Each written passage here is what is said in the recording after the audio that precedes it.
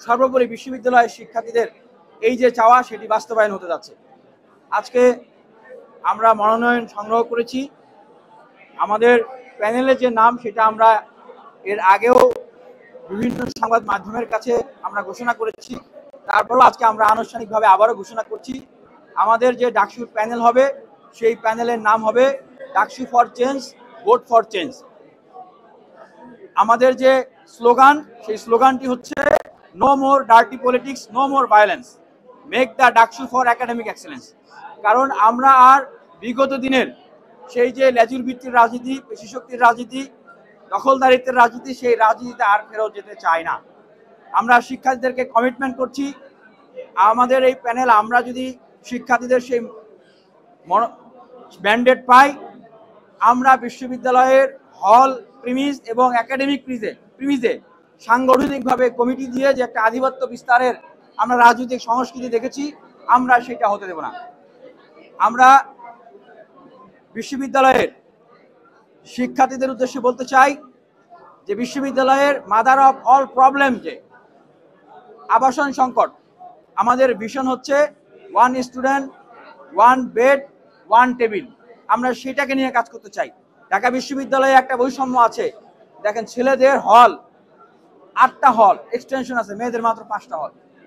আমরা সেই বৈষম্য চাই না এবং আমরা প্রথম বর্ষ দ্বিতীয় বর্ষের শিক্ষার্থীদেরকে আশ্বস্ত করতে চাই, আমরা যদি আপনাদের ম্যান্ডেট পাই, এখনো ভাইয়া পলিটিক্স, আবু পলিটিক্স সূচনা হচ্ছে। কারণ প্রথম বর্ষ দ্বিতীয় বর্ষের শিক্ষার্থীদের অনেকেই কিন্তু আবাসন পায় নাই, সিট পায় নাই। আমরা বলতে চাই তাদের আবাসনের ব্যবস্থা করা হবে। যতদিন আবাসনের ব্যবস্থা না করা যায় তাদের জন্য আবাসন বৃত্তির ব্যবস্থা করা হবে। আমাদের প্যানেলে আপনারা দেখছেন যে আমরা জিএস পদে আমাদের একজন নারীকে, ঢাকা বিশ্ববিদ্যালয়ের একজন নারী শিক্ষার্থীকে আমরা মনোনীত করেছি। তার নাম হচ্ছে সাবিনা ইয়াসমিন, শান্তি ও সংঘর্ষ বিভাগ, 18-19 সেশন, রোকেয়া হলের আবাসিক শিক্ষার্থী।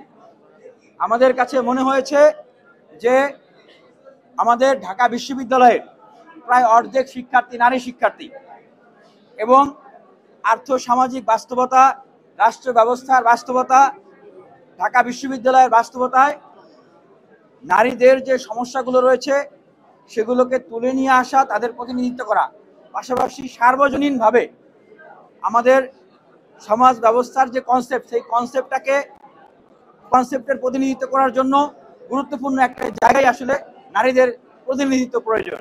আমরা সে কারণেই এই ব্যবস্থাটা করেছি এবং আমাদের এই প্যানেল থেকে এজিএস পদে ক্যান্ডিডেট হচ্ছেন রাকিবুল ইসলাম।